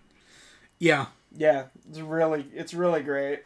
Like, it's a moment that didn't need to be in there, but it also did. You know what I mean? It's one of those that was very rewarding. Yeah. What is the quote from Star Wars? An unexpected surprise, but welcome. Yeah, exactly.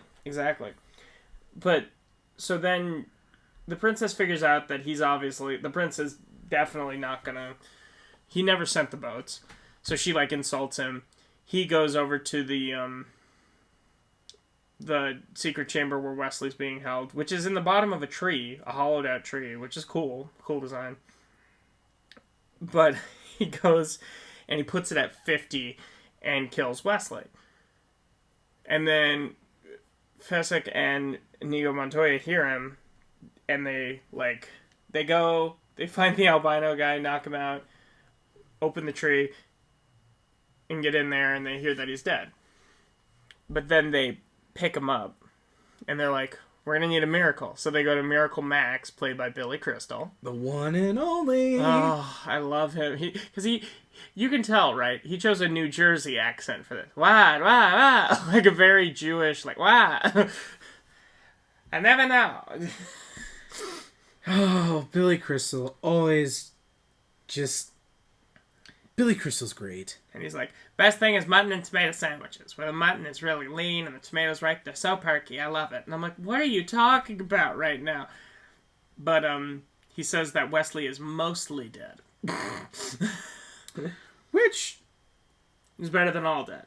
Because with all dead, the only thing you can do is go through the pockets and look for loose change, as he says. But he, like, fills his air with lungs and he goes, what's so important worth living for? And he pushes his chest down and you hear, true love. And he goes, he didn't say true love. He said to blave, which means to bluff. And his wife comes in and berates him and it's funny. Oh, which is the greatest married couple banter ever. Yeah. Oh, God. I hope whoever I married, that's how we are at that age. Because I know that being like that at that age is the best case scenario. Like, they're not leaving each other. Like, no. No, you don't have to leave someone, but it's fun. It's very fun. I mean, just imagine, though, to still love each other after that. Yeah. But it wouldn't be normal to not bicker. Exactly. That's just part of being in a relationship. But then there are those really weird relationships where people are like, if we're not fighting, then there's something wrong. It's like... Yeah. Well, this comedian was saying, he goes, most people who've been married for a long time, they hate each other. They love each other, but they kind of hate each other. And he's like, he was talking about Michelle Obama with Barack Obama, and he's like, I can't imagine Michelle Obama just being like, ugh, Barack's doing president shit again. He's always doing president shit. Like, it's not that it's not that I don't love you. It's just you annoy the living shit out of me. Yeah. And I can't handle that. Yeah, exactly.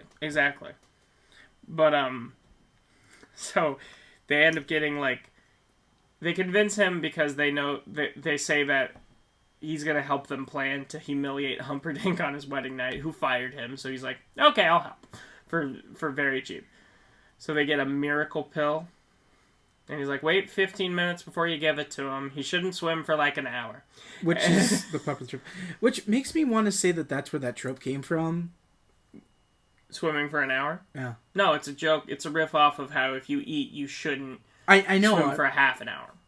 I know, but I feel like it should be... An hour? From that. No, it should have came from... You wish that it was credited with that? Yeah, I kind of do too. But because Billy Crystal saying it, just to he shouldn't go in water for an hour. Just turns Bye-bye, boys. Have fun storming the castle. You think it'll work? It'll take a miracle. Bye-bye! A giant, a swordsman, and now a limp half... Yeah, because they give him the pill, and he's like, Like, he wakes up... He's like drunk. He's like... Well, he can't move anything. And then, like, later he wiggles his thumb, and he's like, oh, you can wiggle your thumb. That's wonderful. I've always been quick at healing. But when he wakes up, he goes, I'll kill both of you. I'll take you both together. They cover his mouth. He's like, who are you? Are we enemies? I bet it'd be real easy to get help with him. Yeah. That's just completely limp. Get help! What? Yeah. Wait, I did volunteer for this. Oh, yeah, and he wouldn't even get hurt at all. No. Because his body is not tensed up. It's all loose. You can get help with a drunk person. Mm-hmm. Can't feel nothing. But no, he's like, I'll fill you in. No, that would take too long. I'll sum up. Buttercup is to marry Humperdinck tonight, so we're storming the castle and going to kill the guy. What? Humperdinck. Yeah. Oh my god. Did you really just get that? No, I've forgotten it for a while. It's just funny to hear it again. It's very late, guys. It's a very late recording session for it. But so... Humperdinck. Shut up. Oh my god. Can I get a new house? Can we get a new host in here? Yeah, grab one from the bullpen. Yeah, him. Yeah, he looks good. This is a horrible bit. But... Are you trying to say that I'm now the new host? I'll be taking over now. Hi, you trying to say that you got a new Scottish host? I don't know. We're both going to shut up. Okay, so... Oh, you can do whatever you want. Have fun. I'm not doing this. No, I'm not. I'm not entertaining it. You're Noah Sweeto. I'm Nathaniel Shoemaker. This is Film Nerds Hour. You're not Noah Sweeto. No, I'm not Nathaniel Shoemaker. Not. And this is not Film Nerds Hour. Alright. But anyway. I'm Edward Ross. No, you're not. So, you can see in my eyes I'm done. but he's like limp and they're like, there's 60 men guarding the door and he goes, it's impossible to plan, just the 3 of us. Like, if I had a month, maybe I'd come up with something, but this, And he's like, you just shook your head. How are you not happy? The 3 of us against 60 people, and you think a little head jiggle is supposed to make me happy? Huh? He's like, if only we had a wheelbarrow, that would be something. We do, yeah. Okay, why didn't you list that among our assets in the first place? But I wouldn't give for a Holocaust cloak. And he pulls one out. Would this work? Oh my god! Like, it really just is all coming together. I love it when things work out so conveniently. Yeah, exactly. It's great. In real life as well. But then we get the wedding ceremony. And we get the preacher who, if I'm officiating any weddings, this is who I am. Marriage. Marriage is what brings us together today. And love, true love, is forever. Okay, now now just hear me out. Uh-huh. 2 people I think that could have played that role. Oh, God. Robin Williams being one of them. Mm-hmm. Imagine what it would have been like. I still like this guy, but go on. No. I'm just saying, if you got an alternative person just to do like a skit of that. Yeah. Robin Williams would be fun. Yeah. And Markiplier. Yeah. I feel like Markiplier could really pull that off. For sure. But then, the other funny thing is he's like, what does he say? He goes, oh yeah, so, God, you made me lose my train of thought now. We were because you mentioned Robin Williams. I was going to let you know. So, you know how Jack Nicholson played the dad in Shining? Yes. You hear about the other 2 choices that Kubrick looked at? I think you told me they looked at De Niro and Williams. Yeah, which De Niro definitely. Well, he didn't pick De Niro because he wasn't crazy enough. And he didn't pick Williams because he was too crazy. But can you imagine that freaking movie with crazy Robin Williams improving lines and trying to... I'm gonna bash your freaking brains right in. Like, that would have been the best for that scene. This is why see. Go ahead. I was gonna say, if Robin Williams was too crazy, that says something. Yeah, for sure. Because Jack Nicholson was creepy as shit. This is why I wish alternate realities and alternate Earths were real. Because that means somewhere... Yeah, they could be. Somewhere there's a Shining. Yeah, that's what I'm hoping. But that means somewhere there's a Shining where Robin Williams plays the dad and hopefully Shelley Duvall wasn't tortured. Interdimensional cable. Yep. We need to go... Sliders. You ever seen Sliders? No. Oh, they slide to alternate realities. It's a great show. It's a great sci-fi show. It's got the freaking... Oh, I've heard of it. I know what you're talking about now. One of the guys in it played Gimli in the Lord of the Rings movies.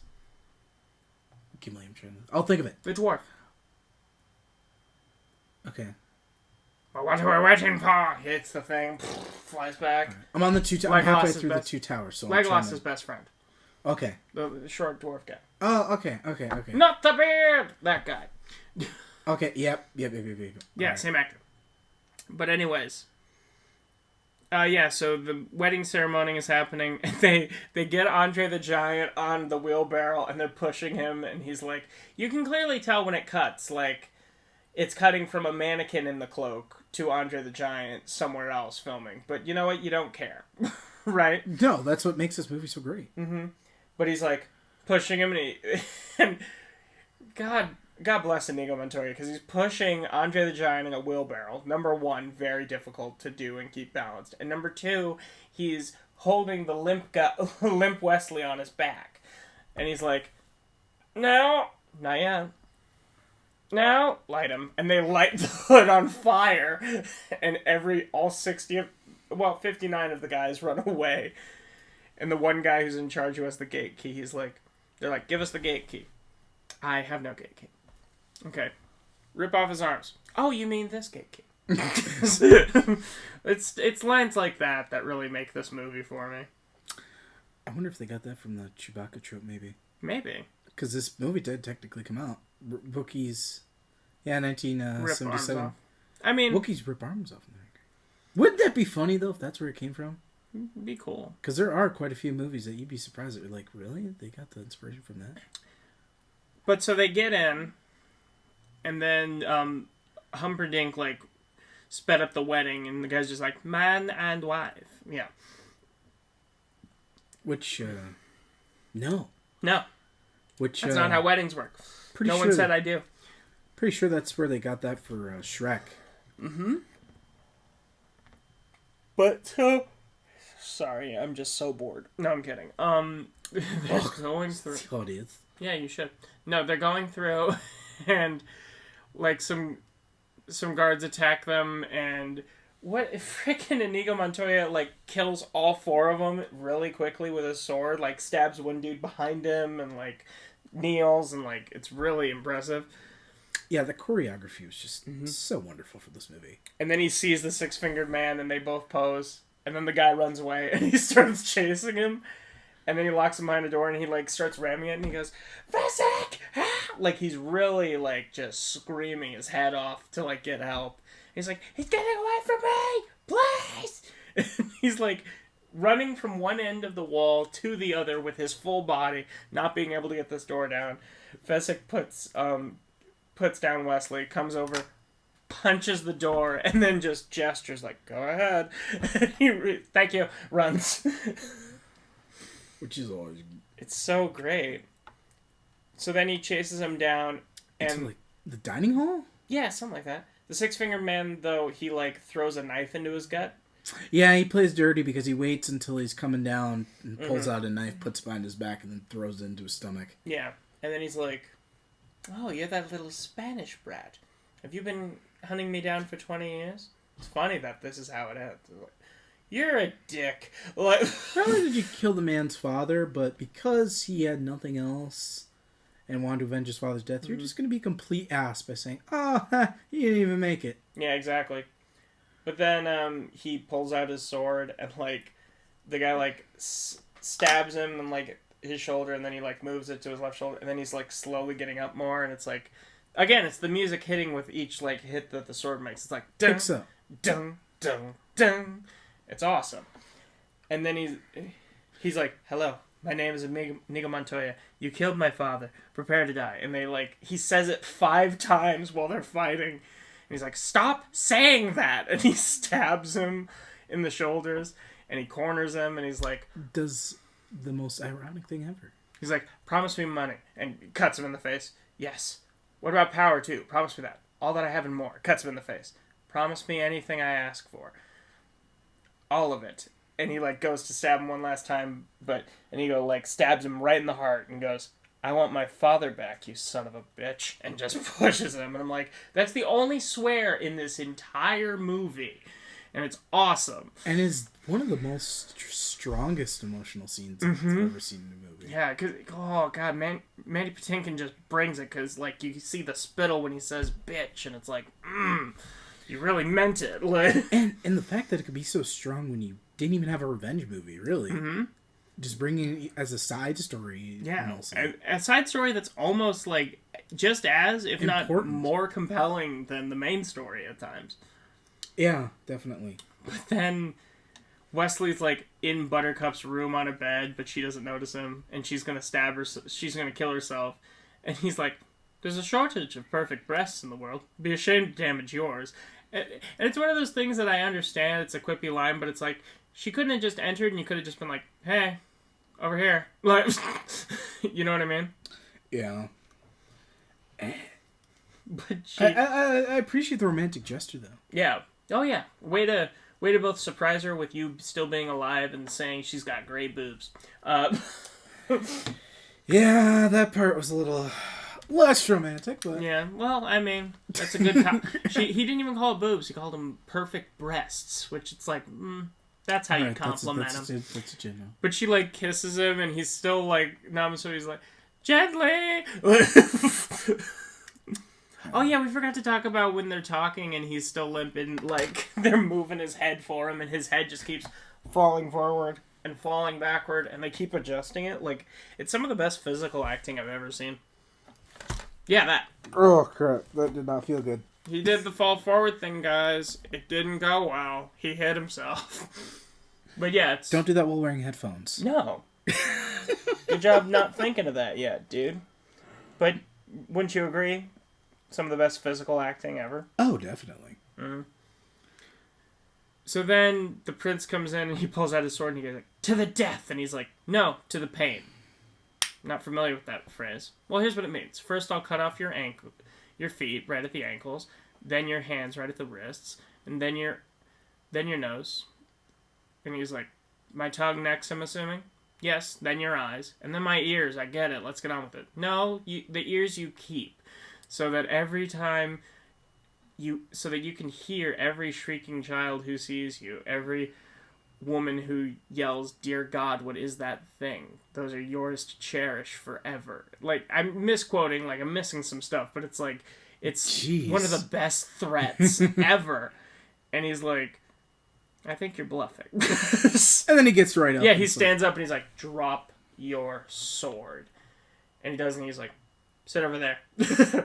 Tie him up. I mean, if somebody was just that stern-faced and that calm while saying it and then got up, I might not want to fight them either. Yeah. But then he collapses and like, what's wrong? He has no strength. And he goes, I knew he was bluffing.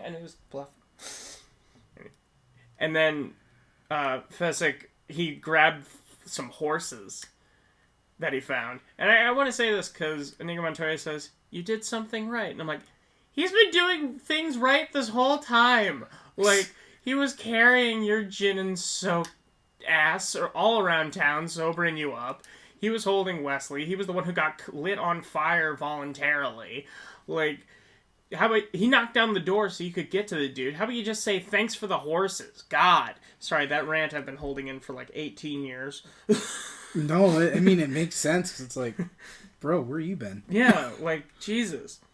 But they end up like, they all go out on the horses. They ride off into the sunset. Wesley and Buttercup kiss. But not without a quick interruption. Yeah. Because the grandpa's like, it's more kissing. You don't want to hear it. And he's like, no, I'm okay with it. Because Little Fred Savage at the beginning... He was like, oh, it's a kissing book. Which, at that age, I would have that same reaction if my grandpa was like, oh, it's got pirates, revenge, death, torture. Well, when you put it as a grandpa... Yeah. But he's like, all right, I should...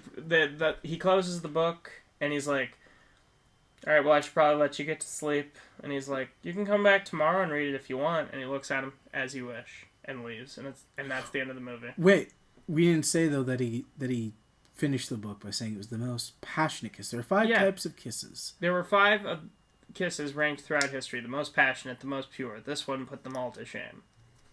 Yes. Very good line. But that's Princess Bride. Final thoughts? Great ass movie. From the music. I'm going to say it right now. No flaws. No flaws. No, this honestly, I probably would give 100%. Undoubtedly. It is the defining movie of fantasy ideas with the perfect transition. You want to see something that would be reminiscent of Assassin's Creed before Assassin's Creed? Yeah. This would be it. It's interesting how it is, like, I do agree, it is a very defining movie for fantasy. There's no dragons in this movie, which is what I think of when I think of fantasy. When you think of fantasy, you think of dragons, ogres, orcs. But there's really none of that in Game of Thrones, at least where I've gotten to. I just winked at him.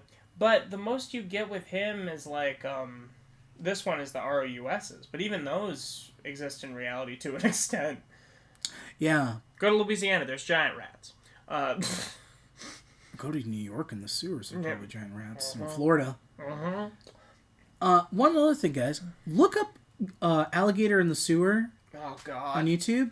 You can see how this guy found it in the sewer. Literally, a giant-ass gator hisses at him and bellows. And you see his eyes, and he just goes, hell no. And the dude's like, okay. Okay, well, I'm out of here. See you later. Goodbye. Yeah. So that's kicking off our fantasy month for January. We got 3 more? For this month. Yeah. Next month, we got a couple more.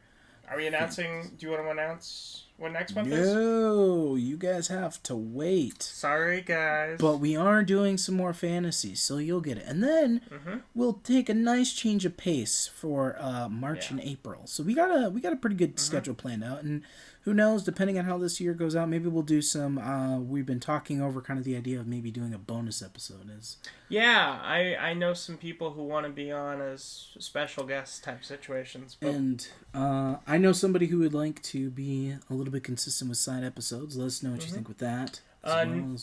You were saying you wanted to do some solo Star Wars lore in-depth dives. Yeah. And maybe Five Nights at Freddy's as well. Yeah, I'd love to do that for you guys. So that'll be on a separate podcast. So by the time you're hearing this now... In January. We will have a secondary channel. We will be trying to keep up with the YouTube because I have not been keeping up with that as much as I should have. But hopefully we're gonna try and keep that on top. Keep on top of that. Then you guys will have the Film Nerds Hour podcast. The reason that we're gonna have two is mainly because film is what started this channel, so we want to stay true to that. So we will have a film channel, which will be called Film Nerds Hour and Nerds Hour, and that will also be for our YouTube. It will also be Nerds Hour. So 3 separate platforms. Well, 3 separate things to listen to. Yep.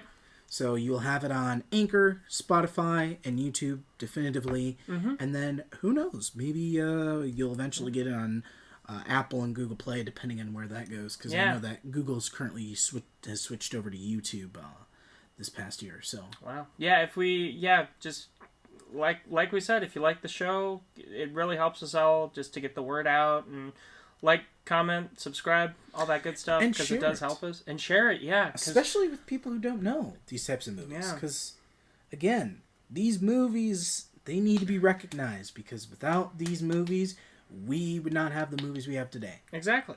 Everything has a template. 100%. 100%. And and if you guys want us, just keep supporting, keep loving the show, because... we want to be able to do more stuff like this and put out more than just one a week, you know? And we definitely have some other ambitious projects that we want to bring you guys that we think you would enjoy. Yeah. But we want to make sure that there's enough of you guys out there that are going to be able to listen and enjoy it. Because as much as we would love to do it just for fun, it is a lot of work. We need to eat. It is a lot of work. But nevertheless, if there are enough of you wanting that, then we will gladly put that to work. Oh, happily. Happily. So, yeah. If you're listening to this on Spotify or Anchor or YouTube, thank you. And I just listed all the other places you currently can. And as Mr. Creepypasta would say, if you are not listening on any of those formats, I don't know how you found us. Yeah. Thank you for tuning into this telepathic broadcast? ? Something. Credits go to Mr. Creepypasta for that one. Yeah. Without further ado, this has been... Happy New Year, by the way. Happy New Year. Hope 2021 is better than 2020. Yes, and hopefully we will get back to cinema soon, because there's supposed to be a slew of movies this year. Oh, yeah. So, because I will say this full-heartedly. If movie theaters close, it's going to break my heart. I will be a broken person. Yeah, which definitely, you guys probably heard a video last year that I did, or that we did, depending. Yeah. That we explain why it is very vital for movie theaters to still be a thing. Oh, yeah. Because while people don't think it's that major of a thing, it really is one of those things. Family Video sadly liquidated, and that was something I got introduced to in my worst of times, and was able to buy movies from there, and that really got me to explore my passion more for movies. And if you weren't able to do that, this wouldn't be a thing. I wouldn't have met you. Can you believe that? Yeah. We started this because of movies, so without further ado, this has been Nathaniel Shoemaker. And that's been Noah Sweeto. And this has been Film Nerds Hour. Thank you guys, and we will see you in the next week episode. So long. Bye-bye.